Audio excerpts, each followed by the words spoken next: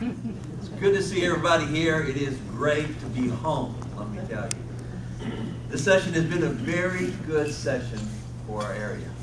I'm starting my second term, and at the beginning of each term, all of the committee appointments are given out. You're reappointed to some. I was very privileged this term to be appointed as Vice Chairman of the Veterans Committee in the House. I also serve on the Small Business Committee, the Workforce Development Committee, Appropriations Committee for Elementary and Secondary Education, and then I also was appointed to a new level of committees that we have. We call them select committees. We have a little bit different structure this year in the House of Representatives, so I was appointed to the Select Committee on Insurance. So if you listen to those 5 committees, there's quite a diversity among those, and I like it. I've told many people that since I've been in the House, one of the things that I like best is the learning part of it, because you get to learn about all kinds of issues that you never dreamed that you would learn about. So that has been really great for me. I also continued as a Majority Deputy Whip, which was something that I did in my first term as well. I do want to thank Representative Ross. Some of you don't know the representative. He'll talk in a little bit, but he has been very, very good to work with. I appreciate, Robert, you being here today and the work that we do together. I appreciate the other representatives in the House on both sides of the floor. I found that this year there are always those trigger issues, whether you're going to be on that side and they are going to be on that side. You always have those. But believe me, there is a gulf of issues in the middle that we can work on together.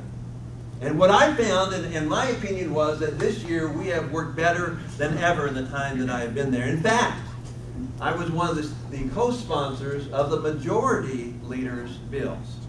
The Majority Leader, I'm in the Minority Leader's bills, that I'm in the majority, so we're on opposite sides. And it was a bill that our area was wanting, where it was built off the idea of a bill that was passed and the schools are taking advantage of in some parts of the state, farm to school bill, which means that they're taking local and fresh produce from Missouri farms.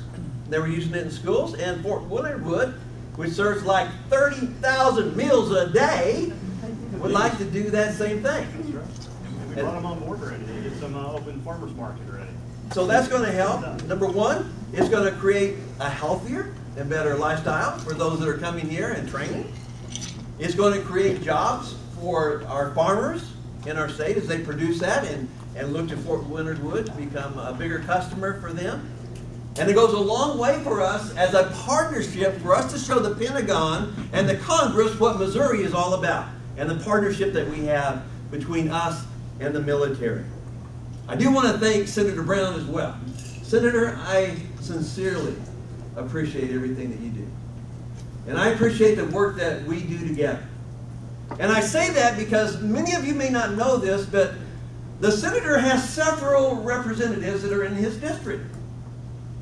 And he is so good to work with us and bring us in. And when I just happen to stop by, he always makes time for me. And of course, we work very closely on a lot of issues, particularly the military issue. And I want to say that because I know I hear representatives, 163 of us when we have them all there, but I hear some of the representatives talk about their senators and they're having trouble getting along and they're having trouble getting some time to speak to them. And Senator Brown's door is always open to me to talk about any issue, just to give me some advice sometimes or give me his opinions to help me along. And believe me, that is invaluable in my position as Senator Brown. Really, I thank you.